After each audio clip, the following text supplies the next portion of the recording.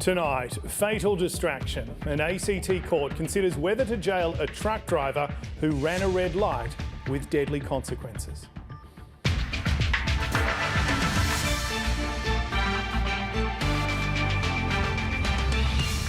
Also tonight, allegations that a car involved in a horror crash in Queensland was rammed and forced into oncoming traffic. Putting a price on happiness, the Treasurer unveils Australia's first wellbeing budget. And starting with a bang, the Matildas beat Ireland in their World Cup opener, all without captain Sam Kerr.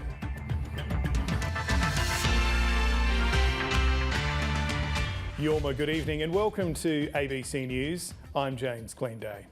The A.C.T Supreme Court is weighing up whether to jail a truck driver who ran a red light on the Barton Highway, hitting two cars, killing one man and badly injuring another. Jake Barrett pleaded guilty to culpable driving causing death and grievous bodily harm, but a drugs charge was dropped by the prosecution. Just horrific. A tragedy for all involved. That's how the judge described the crash in a sentencing hearing today. Alistair Urquhart died in the accident after being thrown from his car. Another man has been left with long-term health problems after suffering several serious injuries, including broken bones.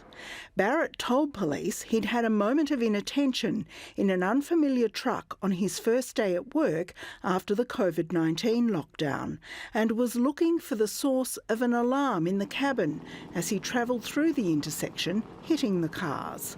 The court heard his remorse was immediately apparent in his statements to police. "I just want to make it better, but I can't make it better. A guy is dead because of me. I'm so sorry." Barrett had his eyes off the road for between 8 and 11 seconds.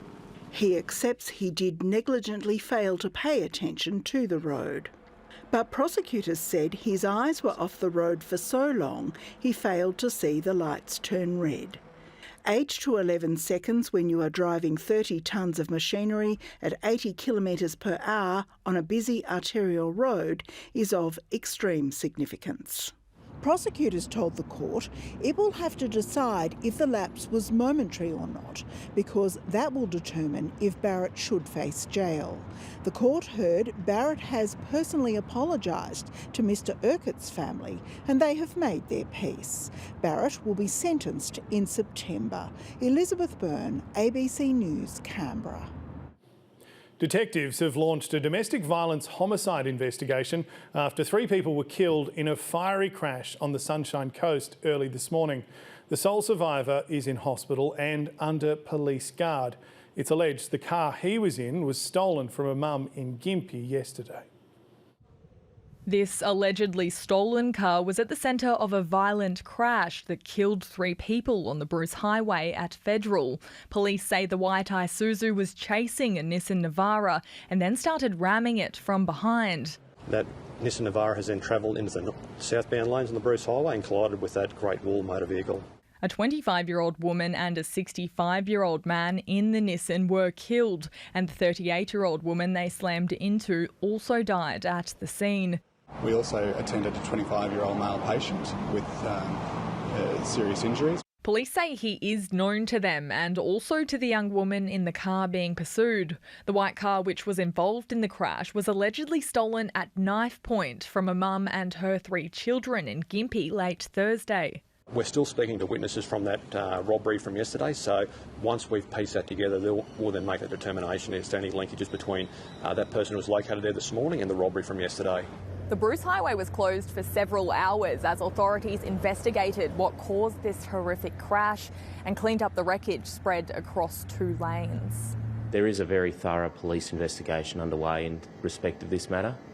There is a number of complexities that need to be explored. Our thoughts and prayers are with the families involved in that incident. Police are appealing for anyone who may have seen the white Isuzu since 4 p.m. Thursday to call Crime Stoppers. Meg Bolton, ABC News, Sunshine Coast. And if this story has raised issues for you or anyone you know, help is available from Respect and Lifeline using the numbers on your screen now. Well, a new set of national accounts have attempted to capture the nation's economic well-being. The latest books from the Federal Treasury are a departure from its usual measures of growth, debt, inflation and spending. Here's political reporter Monty Bovill. What's KP mean on this? Accurate measurements. What's that? Kilometres per hour? To better understand economic effort have been the Treasurer's quest. 7 years.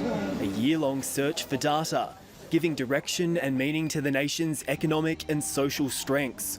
It's called a Wellbeing Index. This is something I'm personally very keen on. To more closely align what we want for our economy with what we want for our society. Mocked along the way, those opposite prefer wellbeing budgets to balanced budgets, Mr. Speaker. Jim Chalmers' moments arrived. In 130 pages, Measuring What Matters crunches numbers across 50 indicators. It measures feelings of safety. Fewer are reporting they're safe now. And in the online world, 3/4 have experienced harmful or negative content.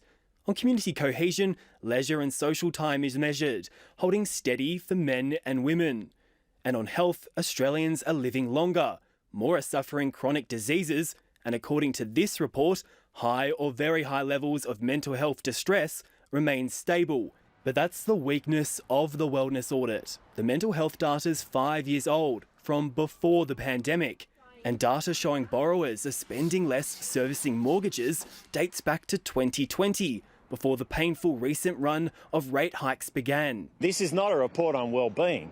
It's completely half-baked, it's completely out of date and it's completely out of touch. The motivation for putting this out there is to identify where there are gaps in the data, identify where the data is not up to scratch or not up to date. Compared to traditional economic accounting, quality of life statistics are always more subjective.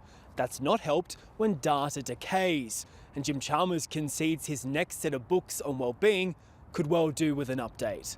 Monty Bovill, ABC News, Canberra.